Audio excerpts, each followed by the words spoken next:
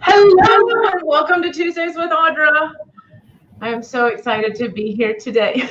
I'm so excited to be here today. All right, you guys. So obviously this is the live stream show where we sit down and we have a chat with individuals and business owners, getting an unfiltered, unscripted look at what they're doing in the day-to-day to move their business forward. Even in uncharted territories, as you know, is our current environment. I'm your host, Gena Fournier. I'm a certified professional life and master business coach, a lover of all things of the mind, and really just a curious person, which is why I started this live stream show. But here with us is Christy Souders. She is the multi-talented, incredibly overqualified producer of the show. I certainly wouldn't be able to do this without her. And she's going to be behind the scenes, making sure that all your questions get answered. So thank you so much, Christy, for being with us today again. All right, so if anybody's in need of live stream, please check her out. She can help you with all of those things that not good at. But today, this is show number 11, and our topic today is family law. I am so excited to introduce you guys to Gena Fournier. She is the senior partner at Fournier Law. Hello. Hello. I'm so excited that you're here. Thank you. I'm excited to be here. I'm number 11 and I'm your oldest sister. Really? Oh, I mean, you know, I got to get really good at it and like do all of the mistakes, and then, you know, I can make you look good, because why else have a live stream show if not to highlight the amazing people in your family? There you go. There you go. So I'm excited to delve into this topic because I have watched you and, you know, modify your business and really figure out what to do in these changing times. But also because I think that family law has a tendency to be kind of a taboo topic, even though, you know, many marriages end in divorce, and, you know, co-parenting is a thing and trying to coordinate all that stuff. But I just don't think it's talked about enough. Yeah, I really don't either. It's unfortunate because it needs to be talked about. People need to know what to expect. People need to know the impact that it has on the family unit, their assets, their children, extended family. I think it should be talked about more, for sure. Absolutely. Okay, so give us the backstory, and I know the backstory, but give everybody else the backstory on how you got into family law. Oh my gosh, so I swore I never practiced family law because, as some of your viewers may know, my mother has practiced family law in Tallahassee for forever. And it was like the one area of law I swore I would never do, all of the drama. So I graduated law school and practiced all different kinds of law. I did workers' comp, personal injury, real estate, immigration. I was in Pennsylvania practicing and came back to Florida, did unemployment, worked with the Unemployment Appeals Commission, and then I ended up getting into family law again when our mom got sick and needed me to kind of step into her practice and help out. And it was like the culmination of everything that I had been doing, and it factored in the thing that I liked the most about being a lawyer, helping people. So it was like an aha moment. And so my mom and I, you know, decided to try it on our own. And initially we had Toby Norris come out with us, and we opened a partnership. And then he went off on his own, and that left the two of us. And so since January of 2014, I've been practicing family law and learning in the trenches. It's weird though, because I kind of feel like it's, you know, it's in my blood, you know, because we had to go like every Saturday and help file and write letters and all of that stuff. So, you know, it feels very natural to me.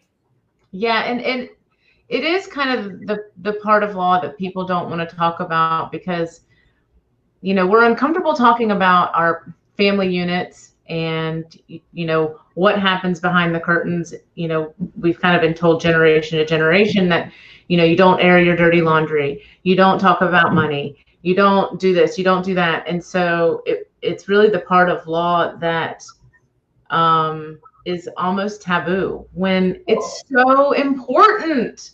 Communication is so important. And you know, it's one of those things we should be talking about. We should be talking about money.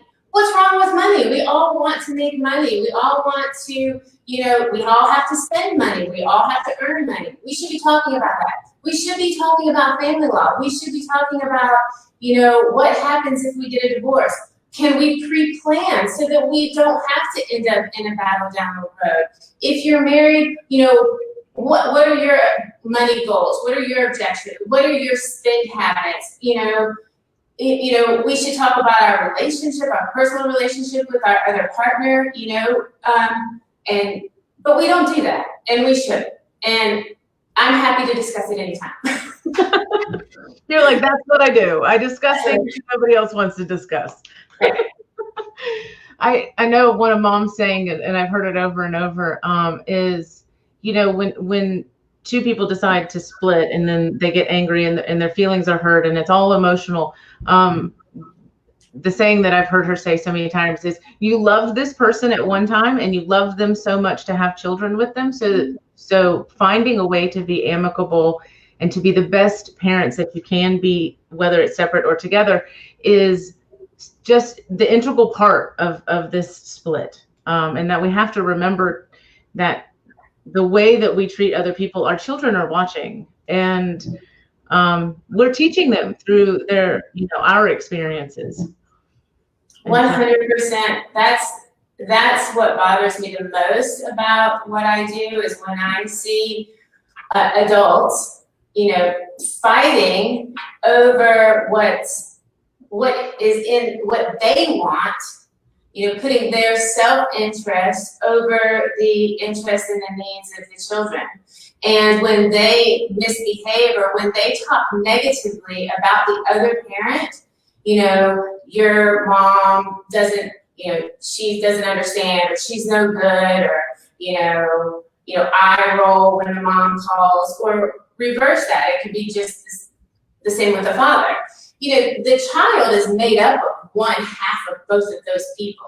So you're not just insulting the other spouse, you're insulting your own child, because the child internalizes that, like, well, especially when you go back later on and be like, oh, you're walking through the mall and you run into somebody, oh my gosh, you look just like your mother. And that was the person that you were just bashing 30 minutes earlier. I mean, to them, they feel that, and it hurts. It hurts a lot, but they don't have words to describe it, and they don't have a way to verbalize it. So it's like little dings on their emotional security over time can be very detrimental.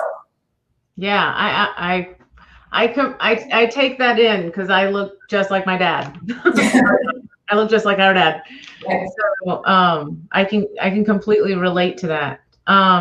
So bring us through maybe an initial conversation that you might have with a client, really during your fact-finding time, to see whether you would be a good fit as an attorney. And do you choose whether you would be a good fit based on, personalities? Because I know for coaching, I have to connect with my client because it's a trust-based relationship, right? So I very much try to explore their mindset to see if we would be a good match. So what does that conversation kind of look like? So we have that conversation in an initial consultation. And during that consultation, an individual will come in and meet with me, or Patty, Mom, or Rochelle. And, I discuss their current situation and what, if it's a dissolution of marriage, are there children? Is there property? How long was the marriage? What are the financial structures of the parties individually? What are they like collectively? Do the children have any special needs? Stuff like that. And as you're walking through that inquiry, you get a feel for, what is important to that person. What kinds of expectations do they have of you? And conversely, what will your expectations be of them? And I try to make it very clear to my clients that, should they choose to hire me and should we establish a professional relationship together, that there will be expectations I have of them. And likewise, they should have expectations of me. And if those expectations, if we're having that dialogue and that is not something that they're willing to do, or vice versa, then that's fine. We don't establish, we don't solidify that relationship, and because there's plenty of other family law attorneys in town that they might be better suited for. But, one of the things that is most important to me is that there is a combined effort. They have to participate in their case. They have to provide the documentation. There are certain behaviors that they will have to modify if I think it's inappropriate as it relates to their, children.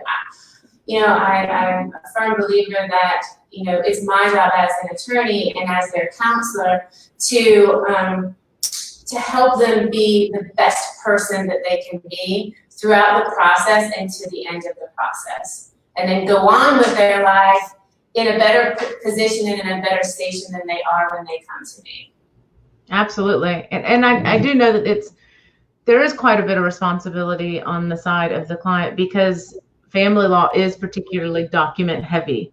So there has to be records that need to be brought in, and they have to be, attentive to making sure that your office compiles that information in the correct way, and without their participation, that becomes very difficult. Yeah, it's funny. One of the mandatory requirements is to complete a financial affidavit. I don't know how often any of your viewers have sat down and tried to fill out a family law financial affidavit. But, I make the joke, but it is a reality that people will fill out the financial affidavit, rough it up, and some attorneys find that that's suitable to file in a court file. I don't. I make sure that we go through their bank records, their credit card statements, to try to get a truly accurate picture of their actual financial situation, because I routinely get the financial affidavits back, and they don't spend any money on going out to dinner, or they don't spend any money on clothes or toiletries. And unless I have a client walking in my office naked, I'm pretty sure that they have to have some sort of a budget for clothes, So, it's that part of the relationship building and the obligations and the exchanges of responsibilities that is one of the, hallmarks of how we run our office.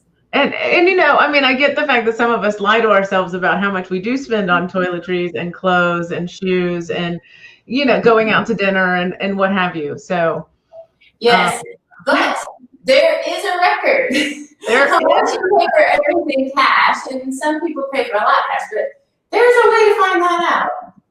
And Susan is very good at that, I have to say.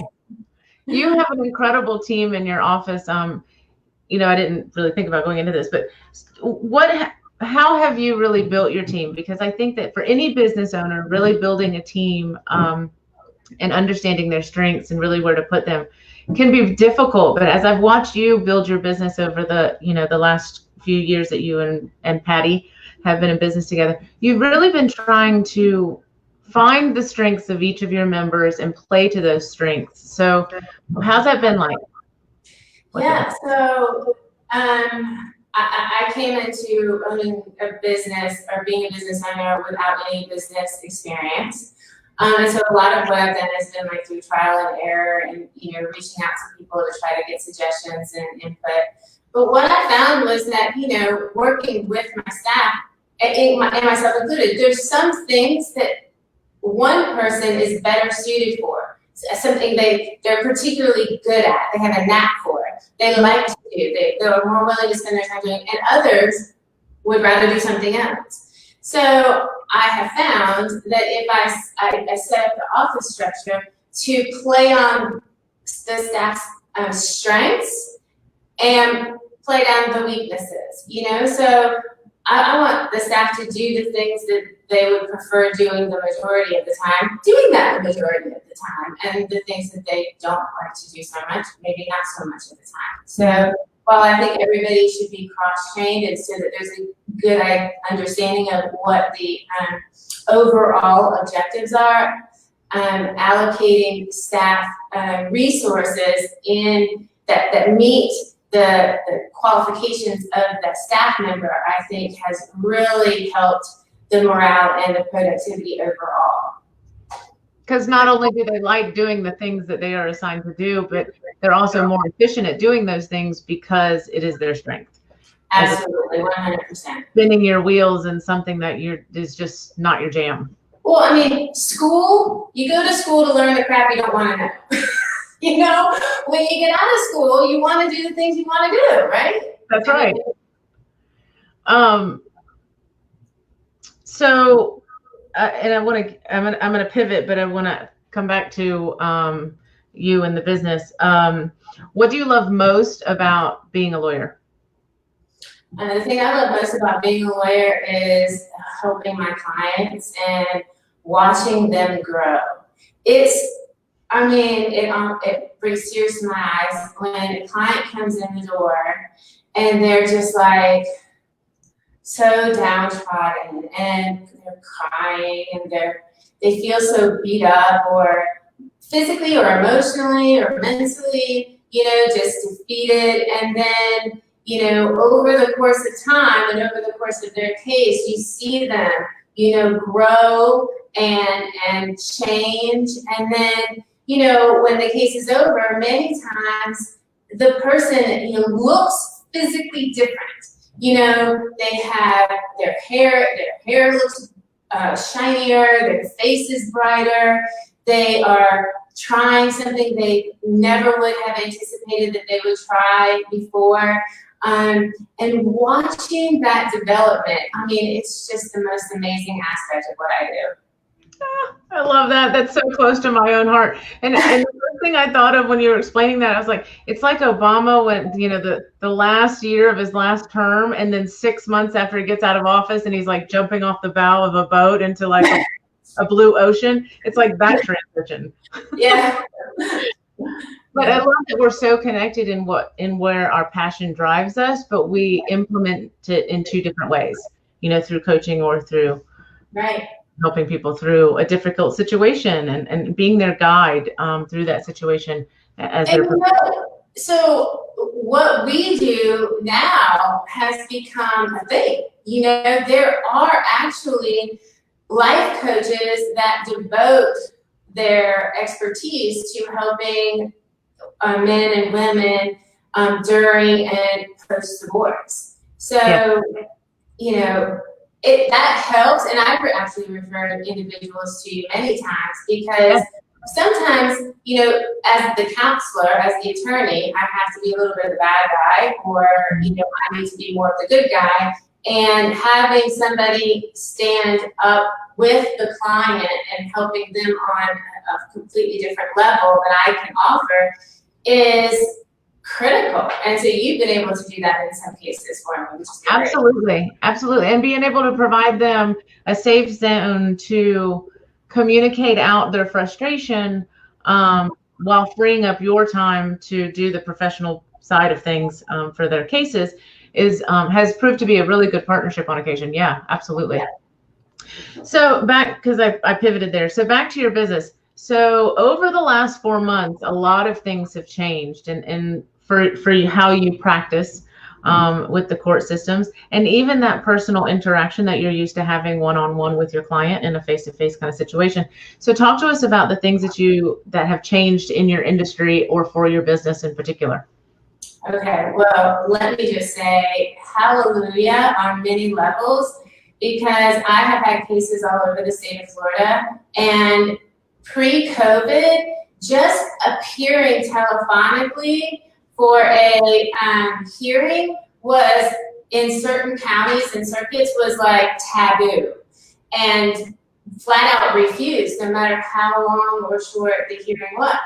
Now, it's almost mandatory in every county and every circuit. So thankfully that has happened. Unfortunately, there's been obviously many other negative consequences. But as it relates directly to my office, so we basically closed the main office, and everybody who could telecommuted for a period of time.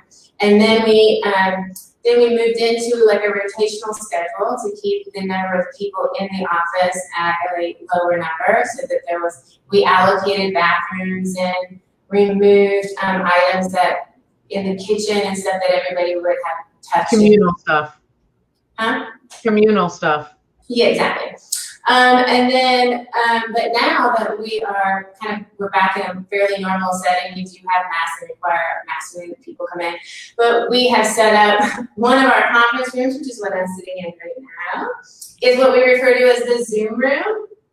So we have, TVs mounted on the walls and the camera in the middle so that we can conduct hearings and have a table for our clients and our documents and stuff like that. So it gives us the feel of being in a courtroom at a table facing judge, and then everybody can appear on the screen. So that, and like how we get the documents out the door to be available at the Zoom hearing, and how we, will Zoom in meetings with our clients. All of those little things are very new, but are wonderful additions to the process. I'm thrilled to have them now as tools. I'll be glad when it's not the only way we can do things, but having that option is just tremendous. I can understand that. Like you said, unfortunately, it was because of a pandemic, but fortunately, we've become, what would seem to some an archaic system, the court system, has had to become more efficient and technologically advanced to allow the system to continue to run. Because wasn't the whole system, like the courthouse and everything, was shut down for 2 or 3 weeks, right? So no cases were even heard. Well, right. So it was shut down to all in-person hearings, and most every other, there were some exceptions. But I mean, the courthouse is still predominantly closed to third parties. There are exceptions. But it's actively conducting hearings. Unfortunately, because of the very sensitive nature of criminal law, because many of them require jury trials, and the introduction of evidence that is a tangible item that requires people to actually look, see, smell, whatever. They've not been able to continue with final hearings and stuff, but we have in the civil sector been able to now move into Zoom or video conference hearings, because most of our evidence is documentary in nature, and so we can produce it and exchange it electronically. Right. Thank goodness for upload portals and things like that. Thank you. Have you? We still have issues, right? I mean, so we had a hearing, and all of a sudden the judge can't hear us anymore, or we can't hear them, and then we're like having to log out and log back in. So it's still a work in progress, but at least we're having the hearings. That's good. That's okay. I'm still a work in progress, so I totally get that. I have Chrissy in the back figuring out how to make things come up. Mm-hmm. So, have you noticed any kind of particular shift in types of clients or issues that are kind of coming in your door now, since everybody had to live together for 8 to 12 weeks? Yes. Or is that too touchy of a subject? Well, I mean, it happens. Yeah. Everybody out there is talking about it, because I've gotten that question like a million times. And yes, there's certainly more. There's more calls to my office for consultations and for information, definitely. I think, though, one of the most difficult side effects of the pandemic and the shutdown has been the increase in domestic violence issues and abuse on adults and children as a consequence of the quarantine. Quarantine and high levels of stress. Yes. So I know that, excuse me? Quarantine and high levels of stress are not a good mix. Right. And so I know that has taken on a life of its own for the court system, and we get a lot of those kinds of calls. But when you pair that with the loss of revenue and loss of income of so many people, that's also had a profound impact. People who have lived a relatively affluent upper middle class existence, who owned businesses, who had amazing jobs, to lose those jobs, and to lose that income and stability for their family has also played a tremendous role in the calls that we have and some of the impacts on our clients. Unfortunately, I also see individuals attempting to take advantage of that argument when I think it's misplaced or misrepresented. So, it's culminated into this, your office is busy. Yeah, it's busy, but it's not too busy. I mean, we've got amazing staff. I mean, like, I'm so blessed with amazing staff members, and they're just awesome. And so they just hunker down and get work done, and it's really great. Yeah. How would you say, has your field changed in the last, aside from the pandemic situation, changed in the last few years, or how might you predict it change in the next 5 or 10 years? Odd question. Well, that's a difficult question to answer. I mean,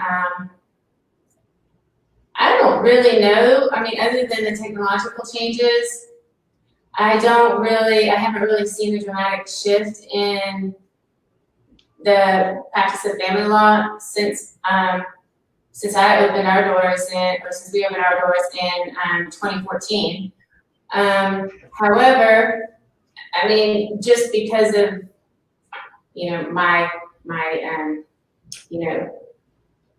mom, our mom, she's like a historian. She was on the team that came up with the child support guidelines that we use today. So, I mean, she's been doing this so long, and to hear her describe the transitions and discuss the lineage of certain areas of law, or this area of law over the years, I mean, it's changed dramatically over the last 30 to 40 years. Thank you, Chrissy, for bringing up their website, and we'll get to how to get in touch with Fournier Law in just a bit. One other thing back on that subject, what are your thoughts on collaborative divorces? Because I know that there's, in the last few years, there's some talk about it, but I don't know how prevalent it is actually in Tallahassee. Well, actually, there are a couple of firms that do quite a bit of it, like Shannon Novy and Kristen Gonzalez. I'm not sure there's others. They're just the first ones that come to mind. They have really taken it on as a large focus of their practice. And I think that for individuals who have a meeting of the minds at the very outset and just want to get through the process as efficiently and effectively as possible, it is definitely the way to go. But I think that you really have to trust that you are in agreement on many issues, and it's really just a matter of relying on your professionals to help you navigate that process. If there is any animosity, or if there is any concern of conflict, then you run the risk of having to throw all of those people out the window, so to speak, and retool and hire all new people. And I think that process that concern could be a little daunting for people. But if you can come to an agreement and you can have some sort of a meeting of the minds, and you think you can, then that is definitely a great process to take advantage of that is now available. So. That's awesome. That's awesome. I mean, you're like a guide, you're kind of a coach, you're a little bit of a therapist, you're certainly a professional. You do all kinds of things as a family law attorney, don't you? Yeah, and it's crazy. I feel grateful that I had the experience in all of the different areas of law, because I've got real estate questions, I've had immigration issues, I've had so having had that in my tool chest, in my understanding bag, it's been really helpful. I'll be like, oh wait, I know about that. Yeah, that's awesome. Well, do you have any kind of other passion projects that you want us to know about, or anything that else you want to share? Is there anything that we haven't covered? Well, I mean, you know, I like my mission in life is to help people become their best selves and to add value to the world. And so, you know, you know, in my job now here at Fournier Law, it's rare that I see people running out the door with smiles on their face, you know. Usually I'm like, it's gonna be okay, I promise.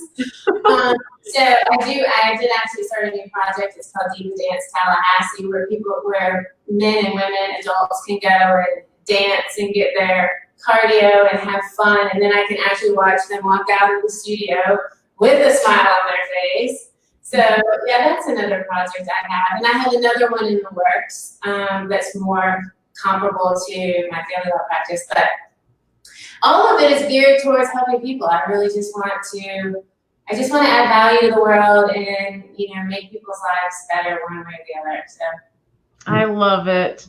And I have, all of you guys, I have attended a diva dance, and I look like a monkey that doesn't understand what to do with their arms. But I left with a smile, so there you go. But you can look up Tallahassee diva dance to find a schedule, and those are some seriously fun classes if you want to go shake your booty and burn some calories. So, all right. So thank you so much for being on the show. I'm going to ask you one more question, which is totally random, but I know that it speaks to your love language. What is your favorite office supply? Oh, shoot. Really? I know. You and I could have a date at Office Depot, which is why I asked. Oh, my God. I don't know. I don't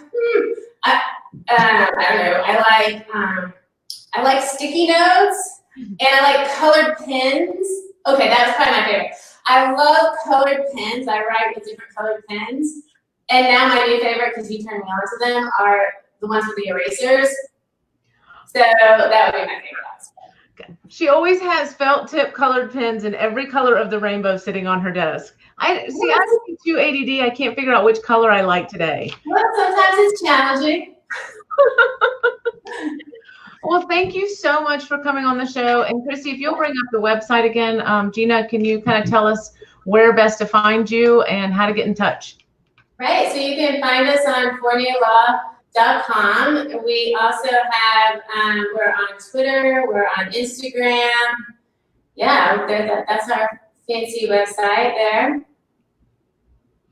Yep. Right at the top of that website is you know, the loving woman that we kindly refer to as Mom. So Patty. Yes, there she is. If you can't see the same eyes in all of us. So yeah, it's like a copy paste. Yeah, exactly. It's a Fournier screen today. So thank you so much for joining us. It was so much fun, and for delving into family law and those awkward conversations that we really need to be having on a day-to-day basis. So thank you so much. I love you. Thank you for having me. Yeah. So fun. Yeah, and thank you to Chrissy for being in the background. Make sure you guys like our Facebook page and our other social media platforms. If you have any coaching questions, please message, call, or email me. Lastly, if you'd like to sponsor an episode or nominate yourself or another individual to be on the show, please email us at tuesdayswithaudra@gmail.com or message us. We'd love to hear your ideas and recommendations. So that's this week's episode of Tuesdays with Coach Audra. Don't forget to join us next week for another episode featuring Best Brands Inc. sales rep Tracy Hilton. So we're going to talk about wine and spirits distribution. She's from Nashville, so it's going to be an awesome show. She's got a phenomenal personality, and that's going to be a lot of fun. Thank you for listening, and until then, keep learning and keep leading, and we'll see you next week. Thank you. Thank you. Thank